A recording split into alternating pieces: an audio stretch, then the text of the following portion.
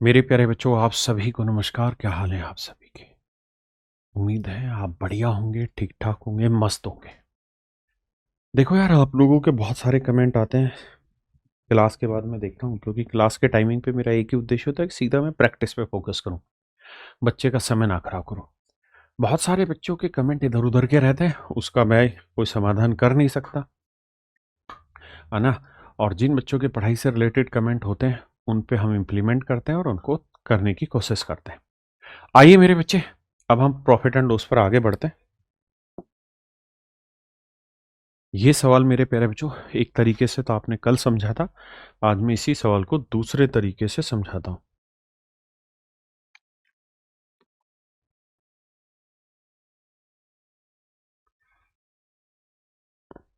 देखिए मेरे बच्चे, कहता है Aditya sold article X and Y, X at a profit of this and Y at a profit of this, और हमसे लास्ट में पूछ रहा है what is the price of article Y, Y का प्राइस बताइए।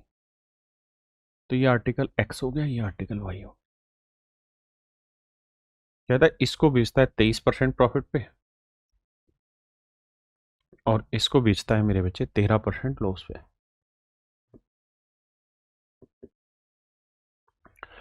टोटल जो प्रॉफिट हो रहा है वो 180 रुपए का हो रहा है पूरी ट्रांजेक्शन में। कहता है एक्स आर्टिकल की जो कॉस्ट है वो 90 रुपए कम है वाई आर्टिकल से, और हमसे आखिर में पूछा भी वाई है, तो मैं मान लेता हूँ वाई आर्टिकल की कॉस्ट ए है तो एक्स वाले की हो जाएगी ए माइनस 90। अब मेरी बात को ध्यान से समझना। ध्यान से क्या समझना है कि बाबू, बड़े ध्यान से ये बात समझो कि यहां तो प्रॉफिट हो रहा है और यहां लॉस हो रहा है, और कह रहा है कि जो प्रॉफिट है वो लॉस से 180 रुपए ज्यादा है। यानी कह रहा है पूरे लेन देन में 180 रुपए का उसने लाभ कमाया। तो ध्यान से देखना, यहां ए का 23% प्रॉफिट कमाया, यहां ए का 13% लॉस कमाया। जैसे कैलकुलेशन करेंगे तो ए का 23% माइनस 90 का 23% निकालेंगे, और यहां है माइनस 13% ऑफ ए।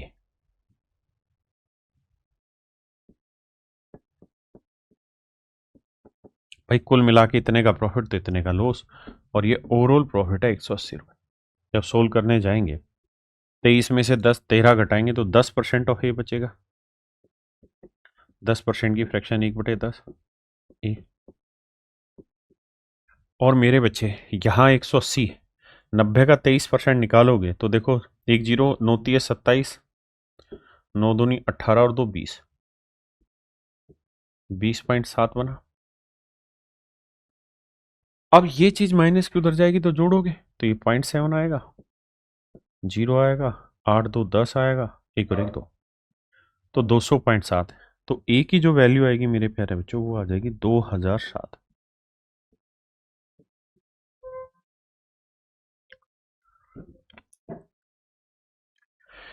ये मेरे नन्हे मुन्ने प्यारे बच्चों मेरा सही उत्तर होगा, और आपसे सच मायने में पूछा भी ए ही है, तो ये थोड़ा आपके लिए आसान हो जाएगा। तो कल जो मैंने मेथड बताया था ये उससे थोड़ा आसान है। आइए मेरे बच्चे, अब आते हैं टाइप 5 पर। आसान से सवाल है, कहता था price of some wooden furniture increase by 65%। कहता है कुछ लकड़ी के फर्नीचर की कीमत 3 हाथों से गुजरने के बाद 65% बढ़ गई, मतलब 165 हो गई।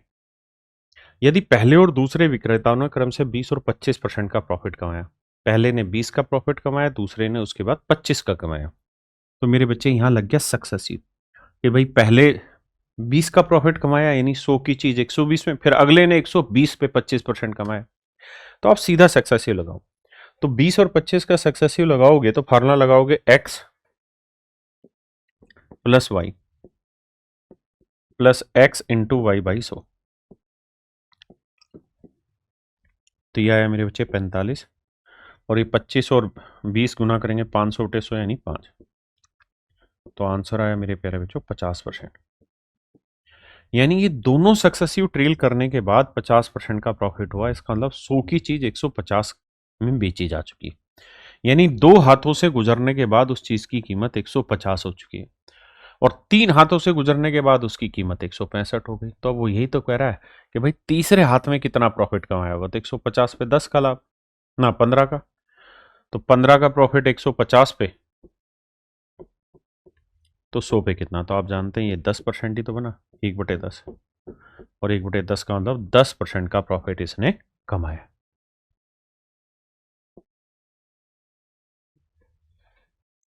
कह रहा जी ए ने घड़ी बी को 33% प्रॉफिट पे बेची, बी ने सी को 20% लॉस पर बेच दी, तो सी ने इतने रुपए दिए, तो ए के लिए लागत मूल्य बताओ। भाई ध्यान से देखिए तो ए ने 33 का प्रॉफिट लिया, फिर जो कीमत बनी उस पे 20% का बी ने लॉस लिया, तो ओवरऑल यहां जो चीज थी वो यहां जाके कितनी होगी, इसे सक्सेसिवली भी तोड़ सकते हैं हम। कैसे भाई, पहले 33 का प्रॉफिट कमाया, फिर 20 का लॉस कमाया,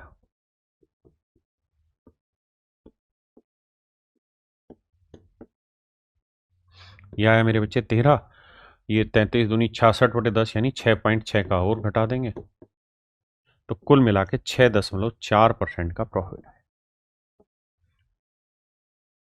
फिर से अपनी बात समझाता हूं।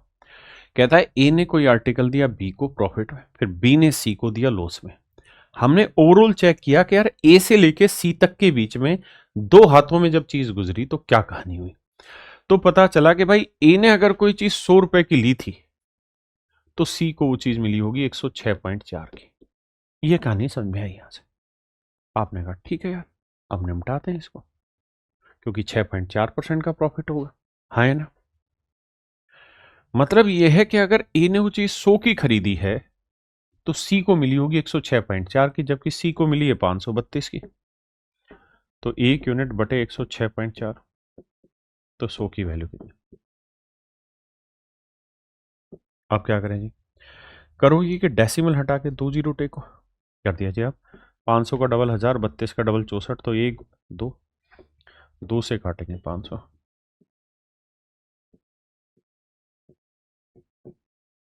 तो मेरे नन्हे मुन्ने प्यारे बच्चों, जो आपका कोस्ट प्राइस बना ना वो बन गया 500 रुपये, यानी एक ने कोस्ट जो बनाई वो 500 रुपये बन गई। हाँ जी,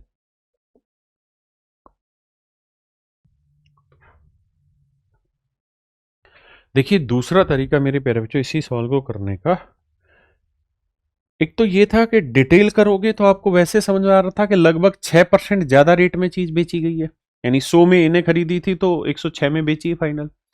तो अंदाजा लगा के देखोगे तो 800 में 6% बढ़ाएंगे तो 800 से बड़ी वैल्यू आएगी, 600 में 6% बढ़ाएंगे तो बड़ी वैल्यू आएगी, तो ये दोनों ऑप्शन तो कट गए थे। 400 का 6% होता 24, तो 424 बनता, ये भी गलत है। तो 500 का 6% 30, 530, ये आंसर वैसे भी करेक्ट था अप्रोक्सीमेशन से। दूसरा तरीका ये था मेरे बच्चे इसी सवाल को करने का, कि हम ये मान लेते हैं कि भाई ए के लिए उस आर्टिकल का कॉस्ट ए है, ए ने 33% प्रॉफिट पे बी को बेचा, यानी बी को पड़ा वो 133/100 का, ये हो गया बी का सीपी। अब कहता है बी ने सी को 20% लॉस पे बेच दिया, 20% की फ्रैक्शन 1/4, यानी बी ने सी को बेचा 4/5 में, और सी ने खरीदा है भाई 532 में।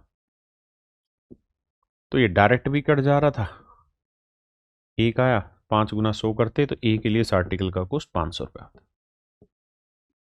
ये भी मेरे बच्चे इसका तरीका है। देखिए भाई, कहते शोभा ने एक आवासीय क्षेत्र 6 लाख रुपए में खरीदा, इसे लक्षिता को 20% प्रॉफिट में बेच दिया, लक्षिता ने इसे दिनेश को 10% लॉस पर बेच दिया, तो बताओ दिनेश के साथ क्या हुआ। तो भाई लक्षिता ने 20% का प्रॉफिट कमाया, मतलब शोभा ने 20% का प्रॉफिट कमाया और लक्षिता ने दिनेश को 10% लॉस में बेच दिया, तो 20 गुना 10/100। ये लिखना नहीं है, मैं समझा रहा हूं इसलिए लिख रहा हूं, आप तो फास्ट एंड फास्ट करेंगे। 20 में 10 गया 10, और 20 ढाई 200, 2 घटाएंगे तो 8%, यानी 8% का ओवरऑल अभी भी प्रॉफिट जाएगा। तो 6 लाख का 8% होता है 48,000, जोड़ेंगे तो 6,48,000। सवाल छोटा है, डिटेल करना है डिटेल, नहीं तो सक्सेसिव टेको।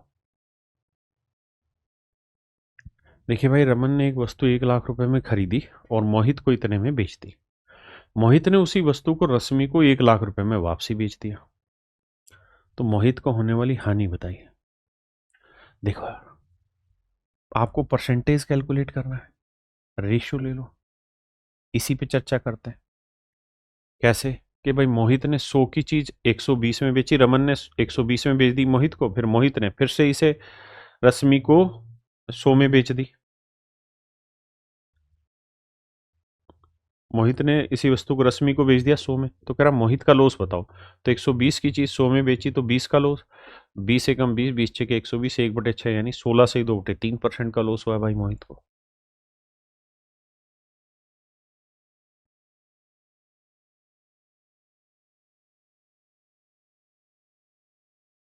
देखिए भाई, कह रहा है कारखाना मालिक द्वारा निर्मित उत्पाद पर 12% का प्रॉफिट होता है, दुकानदार उसी वस्तु पर 10% का प्रॉफिट कमाता है। यदि दुकानदार उत्पाद को इतने में बेचता है तो कारखाना मालिक के लिए उत्पाद की लागत क्या है? भाई ये समझो कि जो कारखाना मालिक है उसने प्रॉफिट कमा लिया 12%, फिर आगे दुकान के बाददार के पास गई तो दुकानदार ने भी प्रॉफिट कमा लिया जी, कितना 10%। तो सक्सेसिव लगाओगे तो 12 गुना 10/100, तो 12 10 22, 22 और 1 23, यानी हम ये कह सकते हैं कि 23.2% का प्रॉफिट कुल मिला के हो जाएगा, कारखाना टू दुकानदार, दुकानदार टू ग्राहक, कस्टमर। यानी मैं सीधा कह सकता हूं कि कारखाना अगर कस्टमर को देगा तो 23.2% का प्रॉफिट लेगा। मतलब 100% में चीज खरीदी थी तो 123.2 में बेचेगा, बेच रहा है 98.56 में, 98.56 में, और एक्चुअल में बेच रहा है 123.2% में। तो 123.2% इतना, तो 100% की वैल्यू कितनी? अब देखिए, डेसिमल हटाएंगे तो यहां से एक हटके एक रह जाएगा, ये आ जाएगा। अब 12 7 84, 12 8 96, 8 दूनी 16, 8 तिया 24 और 1 25, 8 से सीधा कट रहा है, तो 8 को 10 से गुना किया मेरे बच्चे, 80 मेरा डायरेक्ट आंसर, 80 मेरे नन्हे मुन्ने बच्चों मेरा सीधा सीधा आंसर दिखाई देगा। दूसरा, आप इसे मेरे बच्चे रेशियो से भी उड़ा सकते हैं।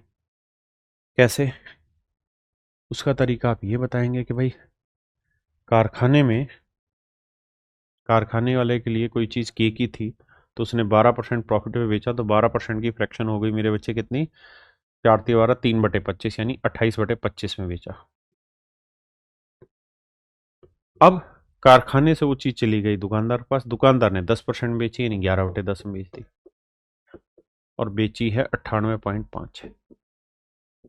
यहां पे भी कटिंग चलाओगे तो हो जाएगी बात खत्म। कह रहा जी, एस ने एक वस्तु जिसकी लागत 37,800 रुपए, पी को 8% लाभ पर बेची, पी ने इसे क्यू को 4% नुकसान पर बेचा, पी ने यह वस्तु कितने रुपए में बेची? कहता जी, एस ने एक आर्टिकल जिसकी कॉस्ट 37,800 रुपए, 37,800 रुपए किसी आर्टिकल की कॉस्ट है। कह रहा जी, इस चीज को एस ने बेच दिया पी को 8% प्रॉफिट पे और उसने 4% नुकसान पे। ओवरऑल क्या हुआ? तो भाई एक ने 8 का प्रॉफिट कमाया, दूसरे ने 4 का लॉस। 8 - 4 गुना 100, मतलब बटे 100, तो 8 में 4 गया 4, 8 चौक 32, यानी 3.68% का ओवरऑल प्रॉफिट होगा। यानी पहले वाले आदमी से आखिरी वाले आदमी को जो सामान मिलेगा वो 3.68% के प्रॉफिट पे मिलेगा, और शुरुआत वाले की कीमत थी 37,800। तो देखिए यार, एक तरीका तो यह कि आप इसका 103.68% निकाल दें, लेकिन समस्या यह है कि कैलकुलेशन करेगा कौन, और करेगा भी तो दूसरी दिक्कत यह है कि निकटतम मान दे रखा है, यूनिट डिजिट नहीं पकड़ सकता, अप्रोक्सीमेशन नहीं मतलब अप्रोक्सीमेशन तो पकड़ूंगा, डिविजिबिलिटी, डिजिटल सम, ये कुछ नहीं पकड़ पाऊंगा सवाल, फिर क्या करें? तो भैया फिर तरीका यह है कि इसका 3.68% निकाल लो। कैसे निकलेगा सर? देखो, 1% की वैल्यू क्या होगी? 378, तो 3% की वैल्यू क्या होगी? 3 गुना करेंगे, 3 8 24, 3 7 21 और 2 23, और 3 3 9 और 2 11। आपने कहा बात तो सही है, ऑप्शन अभी भी दूर दूर है। अब मैं कह रहा हूं कि यार 0.1% की वैल्यू क्या होगी? तो 0.1% की वैल्यू होगी 37.8। तो मैं कह रहा हूं 0.6% की वैल्यू क्या होगी? तो आप कहोगे 6 गुना करेंगे। तो मान लो यार 38 है, 38 को 6 से गुना करेंगे, 6 8 48, और 6 3 18 और 4 22, 228 आ जाएगा, लगभग ले दिया। 8 4 12, 3 2 5, और एक 6, 8 एक 9 और 2 11, हासिल एक 7 एक 8 एक 9, यानी मेरा जो आंसर होगा ना वो 39,162 से थोड़ा बड़ा होगा। अब 39,162 से बड़ा ये है, ये खतरनाक है, ये छोटा है 39,162 से, बहुत बड़ा था। तो मेरे प्यारे बच्चों, मेरा सही जो उत्तर आएगा वो ऑप्शन सी आ जाएगा। मेरी सवाल में मजबूरी ये थी कि मैं डिजिटल सम नहीं लगा सकता, यूनिट डिजिट डिविजिबिलिटी कोई पंगा लगा ही नहीं सकता हूं, बिना उसके सोल्व करना पड़ेगा।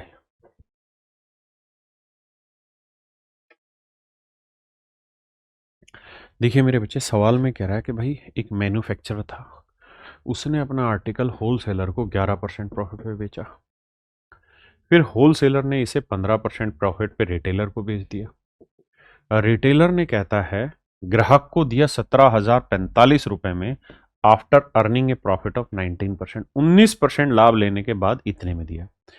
तो रिटेलर ने 19% प्रॉफिट लेके कस्टमर को दिया। अब मेरे बच्चे फिर से वही गड़बड़ दे रहा है कि केवल पूर्णांक भाग तक।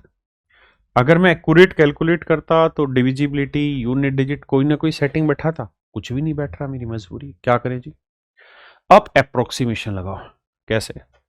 पहले इन दोनों को लो, क्योंकि 11 19 जोड़ेंगे 30। अब मन मन में प्रैक्टिस फास्ट हो गई होगी, 11 और 19 30, तो ये हो गया।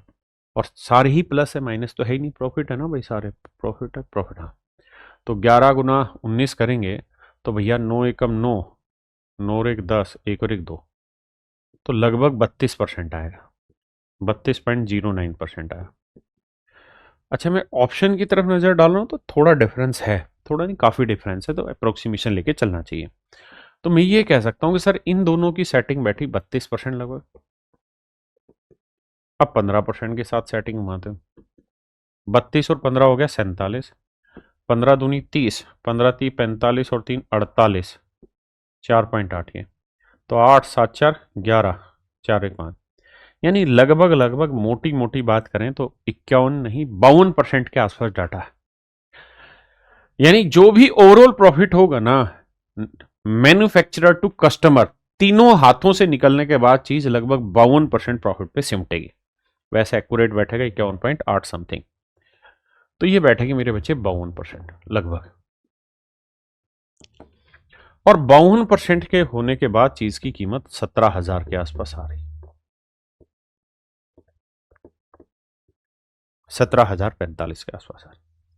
4 ऑप्शन मुझे दे रखे हैं, मुझे पता है कि 52 की जगह 50% ले लूं तो कोई बुराई नहीं है भाई। 13,000 में अगर मैं 50% जोड़ूं तो 13,000 का 50 हुआ 6.5, तो ये हो जाएगा 6 तीनों 20,000 के आसपास, जबकि मेरा उत्तर चाहिए 17,000 के आसपास। तो मतलब बड़ी वैल्यू तो नहीं चाहिए। जब यही सेट नहीं हो रही तो ये 15,000 तो इससे बड़ी, ये भी सेट नहीं होगी। अब 10,000, 10 का 50% होगा 5,000, यानी 15,200 के आसपास, ये बैठ रहा 17 के पास, इसलिए ये भी सेट नहीं होगा। बचा एक ऑप्शन 11, 11 का आधा 6.5 5.5 बैठेगा, जोड़ेंगे 5 और एक 6, यानी वही 17,000 के नज़दीक सेटिंग हो रही है। और मैं 50 निकाल रहा हूँ, जबकि निकालना एक्चुअल में 52 है, यानी सही जो उत्तर आएगा मेरे भाई 11,220 रुपये होगा। क्लियर है? तो अप्रोक्सीमेशन के थ्रू हम चीजों को टैकल करना सीखेंगे। एग्जाम सर पर है तो रिवीजन भी दमदार होना चाहिए। पेश है राकेश यादव सर की मैथ रिवीजन बूस्टर बुक। इसमें मिलेंगे सभी जरूरी फॉर्म्यूल, थ्योरम्स, स्मार्ट कॉन्सेप्ट्स और शॉर्ट ट्रिक्स, वो भी बाइलिंगुअल भाषा में। चाहे रेलवे हो या एसएससी सीजीएल हो या कोई और वन डे एग्जाम, अब मैथ्स का रिवीजन होगा आसान और तेज। तैयारी भले ही आखिरी समय की हो, लेकिन अब कोई कमी नहीं रहेगी। मैथ्स में टॉप करना है तो रिवीजन बूस्टर जरूरी है।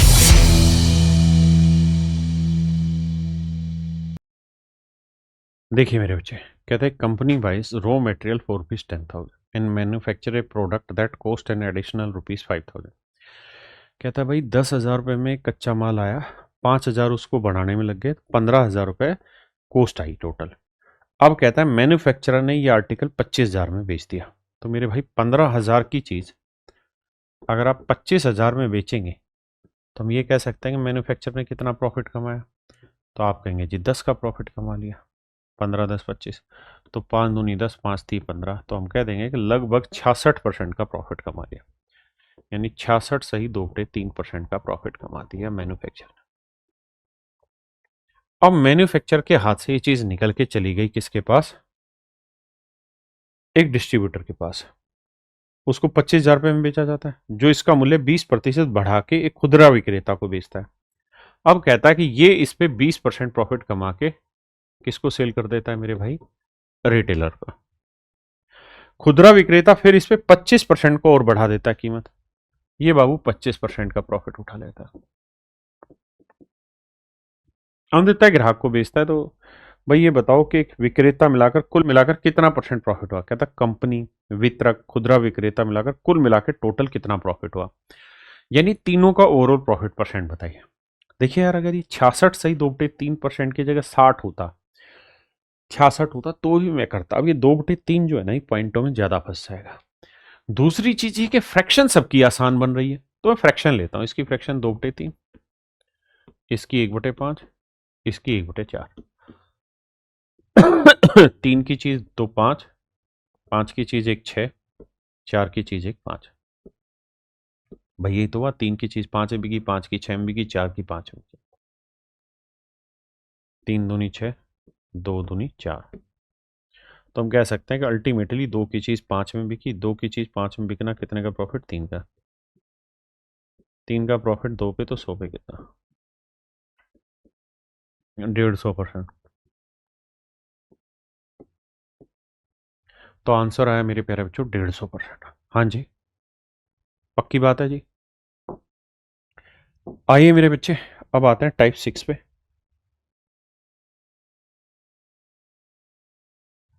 देखिए बाबू,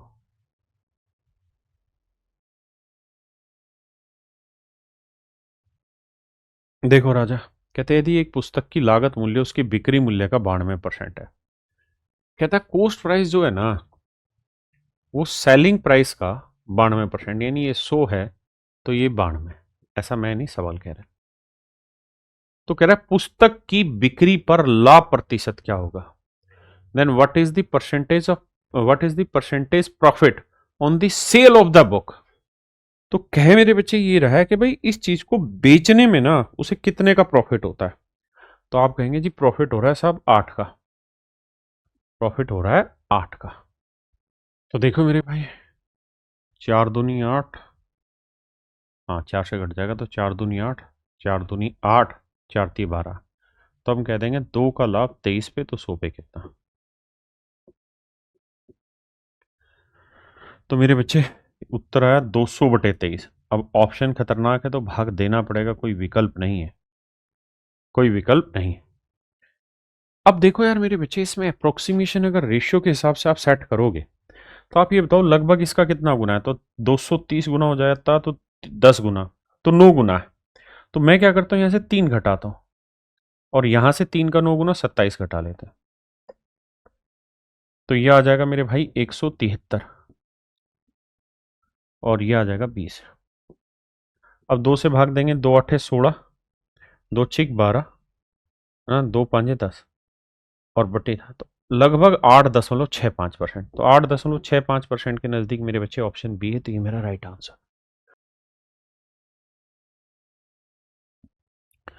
कहता है जी 34 वस्तुओं की बिक्री मूल्य 38 वस्तुओं के लागत मूल्य के बराबर है। कहता है 34 आर्टिकल का सेलिंग प्राइस 38 आर्टिकल के कोस्ट प्राइस के बराबर है।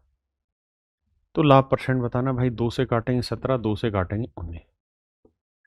यहां से मेरे बच्चे सीपी अपॉन एसपी का रेशियो निकालोगे तो यह आएगा 17/19, यानी 17 में चीज खरीद के 19 में बेची, 2 का प्रॉफिट। 2 का प्रॉफिट 17 पे, 100 पे कितना? तो देखो यार 1/17 होता है, 5 सही 15/17, तो 2/17 हो जाएगा 10, 11 सही 13/17। तो मेरे बच्चे ऑप्शन सी। पता है ना 1/17 की फ्रैक्शन? 1/17 होता है 5 सही 15/17, 5 सही 15/17% मेरे प्यारे बच्चों। कहता है जी 60 पेन बेचने पर एक व्यक्ति को 12 पेन की बिक्री मूल्य के बराबर लाभ होता है। तो 60 पेन बेचने पर एक व्यक्ति को 12 पेन के बिक्री मूल्य के बराबर लाभ होता है। तो मेरे बच्चे ऐसे सवालों में एक बड़ा सिस्टम है कि जो प्रॉफिट हो रहा है अगर वो सेलिंग प्राइस पे हो रहा है तो समझो सेलिंग प्राइस मान लो आर्टिकल का 1, तो भाई 12 पेन का सेलिंग प्राइस 12 यानी प्रॉफिट हुआ 12। तो 60 पेन का सेलिंग प्राइस 60, 60 में से 12 प्रॉफिट घटा देंगे तो कॉस्ट आ जाएगा 48। तो कितना परसेंट बना जी? 12 एकम 12, 12 चौक 48, 1/4, 25%। इस बात को आगे के लिए हमेशा ध्यान ये रखना कि जब भी प्रॉफिट जो हो, ऐसे सवालों में प्रॉफिट ऑन एसपी अगर हो रहा हो, प्रॉफिट अगर एसपी हो रहा हो, प्रॉफिट या लॉस भी अगर सेलिंग प्राइस पे हो रहा हो, तो मेरे बच्चे प्रॉफिट परसेंट निकालने का फार्मूला जो होगा, जो हमने यहां पूछा है, तो प्रॉफिट परसेंट निकालने का फार्मूला हो जाएगा क्या? Profit upon SP minus profit into 100। दूसरा, अगर लॉस हो रहा है मेरे बच्चे, तो loss upon SP plus loss into 100। तो ये दोनों ही मेरे आंसर। हाँ, अगर प्रॉफिट सीधा ही सीपी पे हो रहा हो, लॉस या प्रॉफिट सीपी पे हो रहा है मेरे बच्चे, तो डायरेक्ट ट्रिक है ऑन सीपी अगर है, तो फिर तो जो प्रॉफिट है या लॉस है उसको सीपी पे ही निकालना है और तो कुछ करना ही नहीं। डायरेक्ट ही आंसर हो गया प्रॉफिट या लॉस परसेंट का।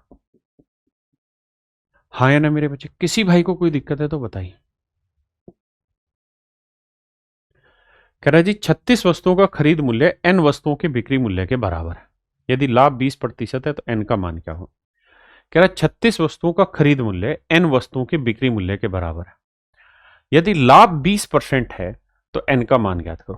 कह रहा 36 आर्टिकल का कॉस्ट प्राइस n आर्टिकल के सेलिंग प्राइस के बराबर है।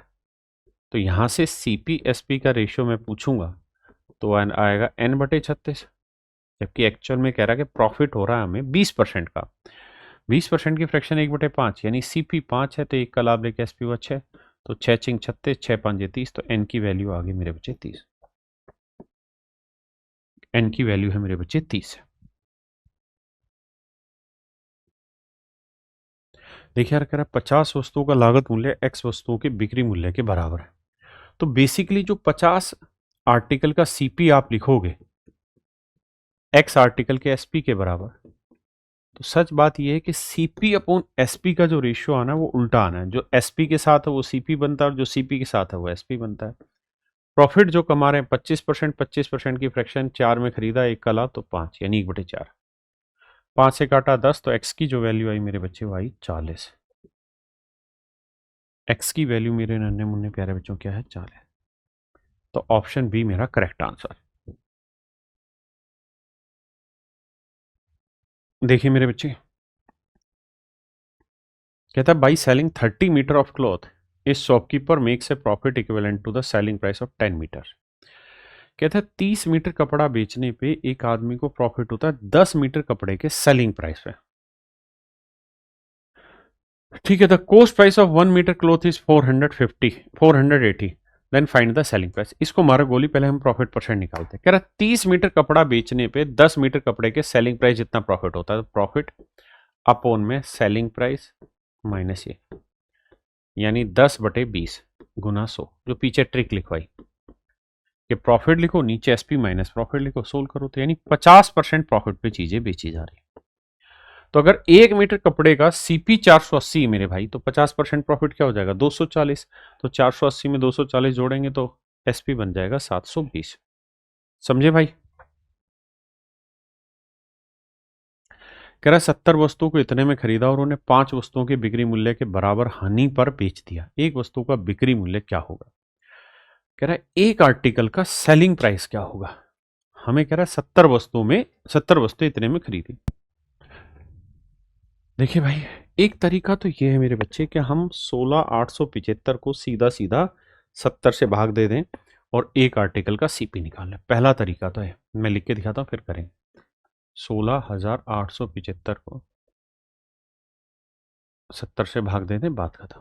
पहला तरीका। दूसरा कह रहा है भाई 70 आर्टिकल को खरीदने पे 5 आर्टिकल की बिक्री मूल्य के बराबर हानि होती है। तो एक्चुअल में अगर आप ये देखें कि भाई लॉस परसेंट कितना है, तो आप कहेंगे भाई 5 का लॉस है, और नीचे होता है जो आर्टिकल बेच रहे हैं उसमें ये 5 जोड़ना, एसपी प्लस लॉस, तो 70 और 5 75, तो 1/15। तो यानी 1/15 गुना 100 करेंगे तो 6 से 2/3% का लॉस है, उसकी फ्रैक्शन 1/15 है। यानी बेसिकली हम हर आर्टिकल को 1/15 लॉस में बेचने लग रहे हैं। यानी ये होगा इन सारे आर्टिकलों का सेलिंग प्राइस। आपने कहा मामला तो यहां तक का सेट है। अब कैलकुलेट करते हैं। 15 से काटेंगे, 15 एकम 15, 15 एकम 15, 3, 15 दूनी 30, 15 पंजे 75। बिल्कुल ठीक है। अब देखिए यार, 7 से काटेंगे 10, 7 एकम 7, बचा कितना 4, 7 छिंग 42, अरे 7 से तो भाग नहीं जा रहा, 7 से यहाँ भाग देना चाहिए हमें। 7 ढाई 70, 7 दूनी 14, 2 पंजे 10, 5 से काटेंगे यार, 5 दूनी 10, 5 दूनी 10, 5 पंजे 25। यानी हर आर्टिकल का जो सेलिंग प्राइस हो 225 रुपये। एक तो तरीका है मेरे प्यारे बच्चों ये। दूसरा जो समझदार वाला तरीका वो ये कि जब हमें पता है कि यार 70 आर्टिकल हमने खरीदे और जब हम बेचने लगे तो 5 आर्टिकल के सेलिंग प्राइस जितना लॉस हो रहा है, यानी 16,875 रुपए जो है ना, सच मायने में 75 आर्टिकल के सेलिंग प्राइस के बराबर है। भाई 70 खरीदे इतने में और जब बेचने लगे तो 5 आर्टिकल के सेलिंग प्राइस जितना लॉस हुआ, यानी जो लॉस है वो सेलिंग प्राइस के 5 आर्टिकल के बराबर है। तो मतलब 70 5 75, 75 से काटेंगे मेरे भाई, 15 पंजे 75, 15 एकम 15, 15 एकम 15, 15 दूनी 30, 15 पंजे 75। तो 5 से काटेंगे तो सीधा 225 टिकेगा। यानी एक आर्टिकल का सेलिंग प्राइस 225 है। देखिए मेरे भाई, कह रहा 85 सामान का mark price CP SP MP. कहता भाई 85 आर्टिकल का मार्क प्राइस 153 आर्टिकल के कॉस्ट प्राइस के बराबर। 17 पंजे 85, 17 निमे 153, तो एमपी बटे सीपी 9/5। तो एमपी 9 हुआ मेरे बच्चे, तो सीपी हुआ 5। अब कह रहा था 104 सामान का बिक्री मूल्य 65 सामान के अंकित मूल्य के बराबर है। 104 सामान का बिक्री मूल्य 65 आर्टिकल के मार्क प्राइस के बराबर है। 65 आर्टिकल के मार्क प्राइस के बराबर, तो 13 8 104, 13 5 65। यहां से रेशियो निकाल लेते थे मेरे बच्चे। एसपी और एमपी का जो रेशियो आ रहा था वो 5 8 आ रहा था, यानी एसपी 5 है तो मार्क प्राइस 8 आ रहा था। आपने कहा जी मामला तो सेट है। अब मेरे भाई देखो, सेटिंग करते हैं। बराबर करेंगे तो इसे 8 से गुना करना पड़ेगा, इसे 9 से। तो इसका मतलब 40 में चीज खरीदी है तो 45 में बेचनी होगी। तो कितने का प्रॉफिट? 5 का। तो 5 का प्रॉफिट 40 पे, तो 1 का प्रॉफिट 8 पे। तो 1/8 होता है 12.5%।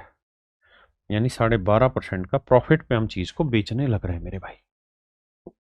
देखिए मेरे बच्चे, सवाल में कह रहा है मुकेश ने 2 शर्ट बेची। पहली शर्ट का लागत मूल्य दूसरी शर्ट के बिक्री मूल्य के बराबर है। ये पहली शर्ट है, ये दूसरी शर्ट है। तो कह रहा है पहली शर्ट का सीपी और दूसरी शर्ट का सेलिंग प्राइस दोनों आपस में बराबर है। कहता है पहली शर्ट को 20% प्रॉफिट पे बेचा, यानी 5 में खरीदा, 1 का लाभ 6 में बेचा। और दूसरी शर्ट को 20% नुकसान में बेचा, यानी 5 में खरीदा, 1 का लॉस, तो 4 में बेचा।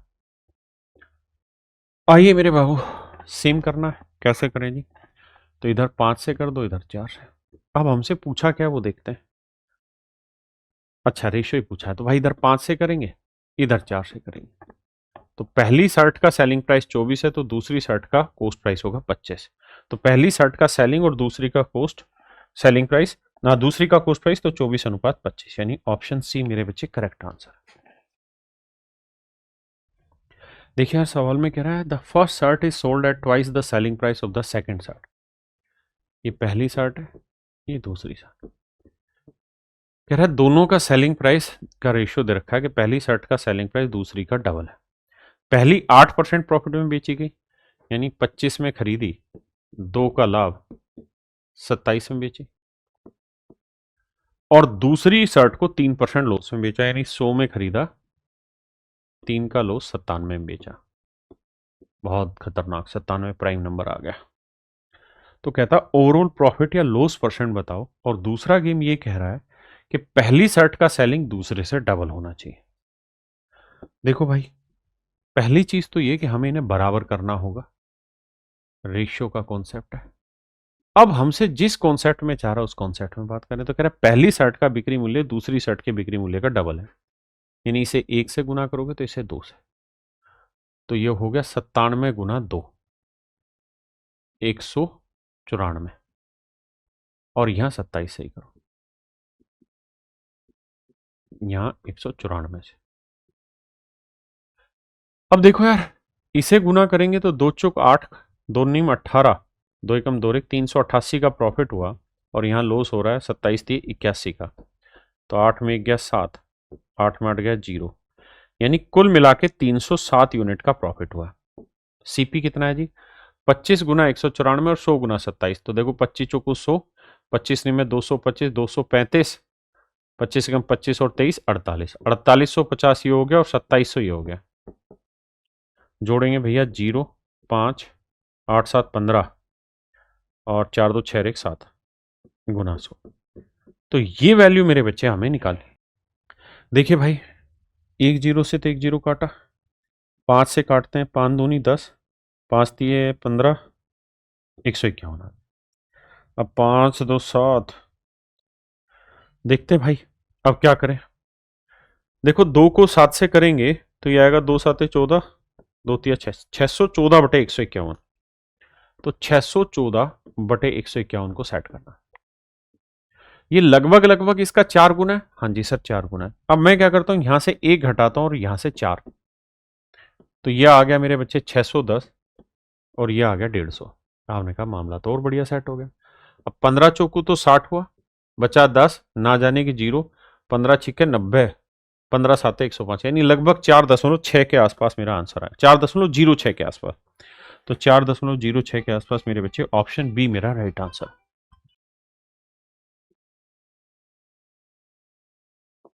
चलिए मेरे बच्चे आते हैं टाइप 7 पे। देखिए ध्यान, कह रहा है एक व्यापारी 2 एलईडी सेट्स को समान मूल्य पर बेचता है। पहले एलईडी पर 20% का प्रॉफिट होता है, दूसरे पे 20% का लॉस होता है। तो कहता है निम्नलिखित में से कौन सा कथन सही है। मेरे प्यारे बच्चों, ये जो टाइप है ये वो होगी जिसमें दोनों सेलिंग प्राइस, यानी पहले आर्टिकल का सेलिंग प्राइस और दूसरे आर्टिकल का सेलिंग प्राइस दोनों ही आपस में same, selling price of both article is same.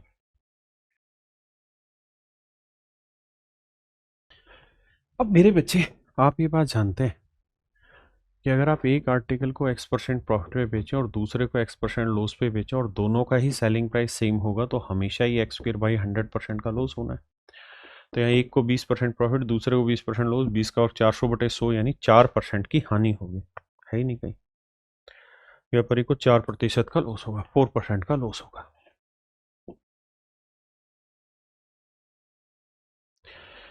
कह रहा है भाई, एक माइक्रोवेव और एक dish washing machine were sold for rupees this each.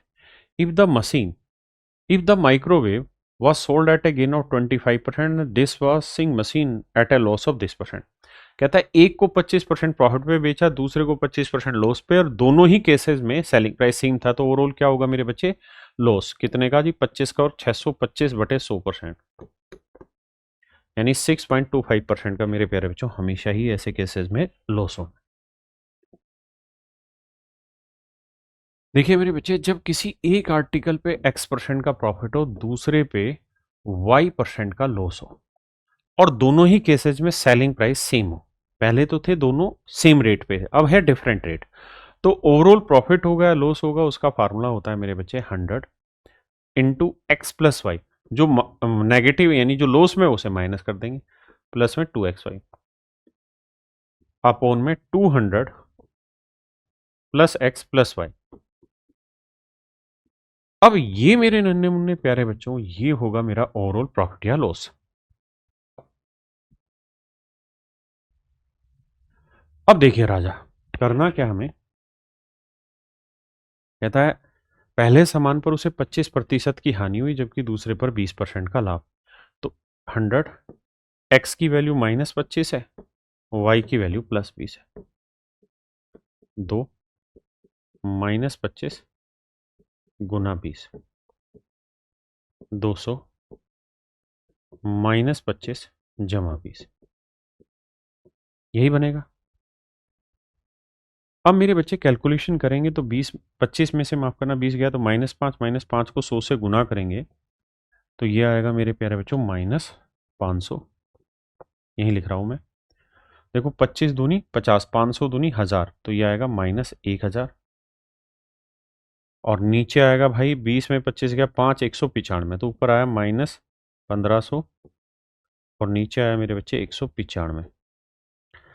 अब ये मेरे बच्चे मेरा राइट आंसर होगा। मुझे इसका परसेंटेज निकालना है, तो देखो कैसे करें।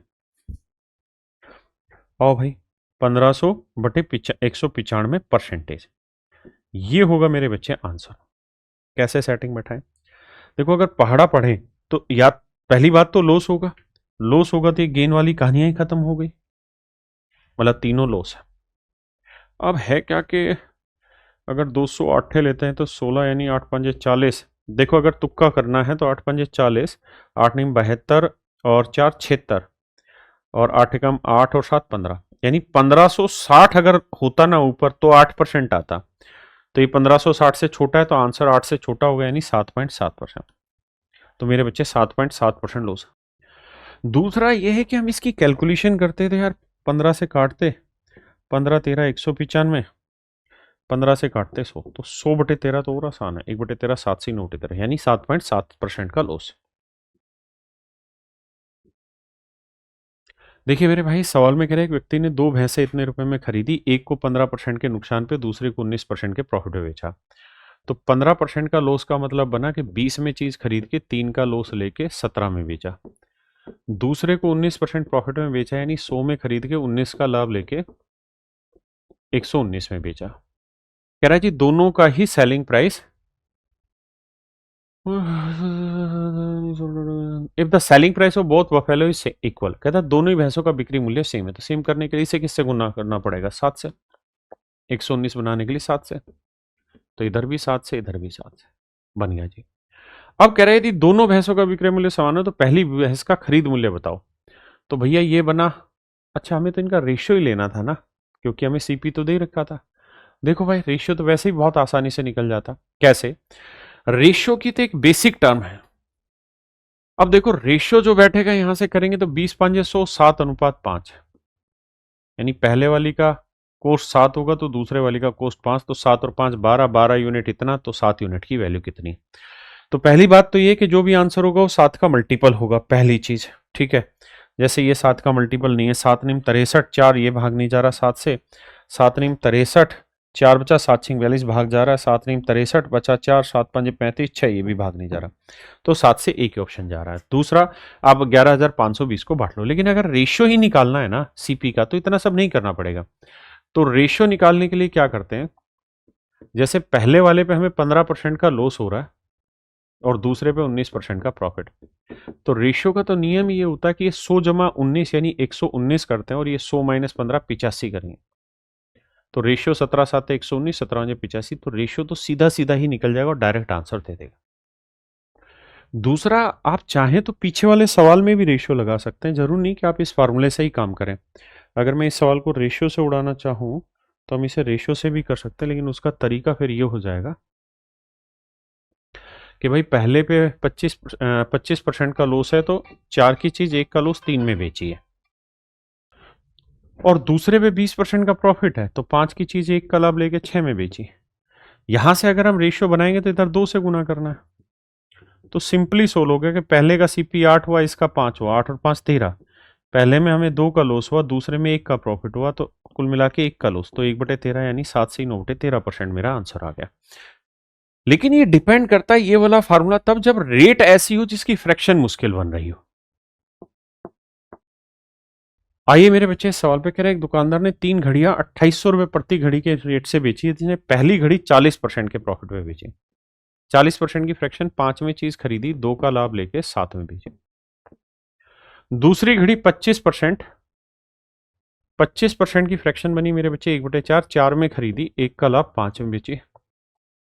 और तीसरी घड़ी मेरे बच्चे 12% के प्रॉफिट में बेची, यानी 25 में खरीदी, 3 का लाभ 28 में बेचे। आपने कहा जी मामला सेट है। तो कहता है टोटल उसका कुल मिला के बताइए क्या इंपैक्ट आएगा, लाभ परसेंट क्या बनेगा, प्रॉफिट कितना होगा, लॉस कितना होगा।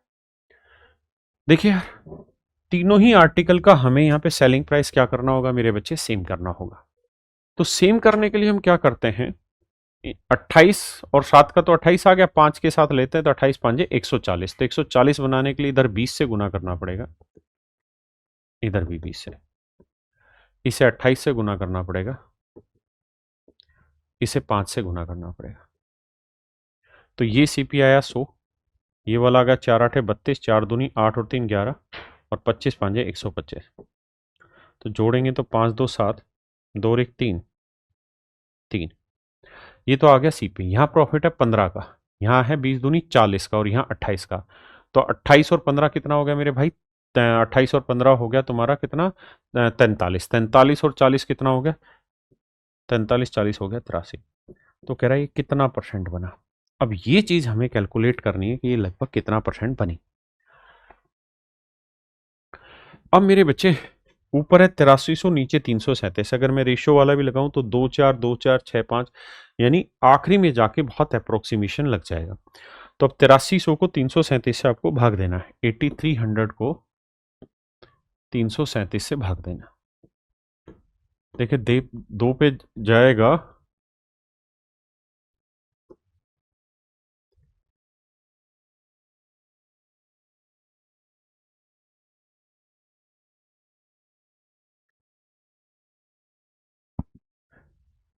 अब यहाँ पे इसको मत भाग दो क्योंकि इसने डेसिमल में बनाया हुआ। हम इसको कुछ सेटिंग करते हैं 337 8300,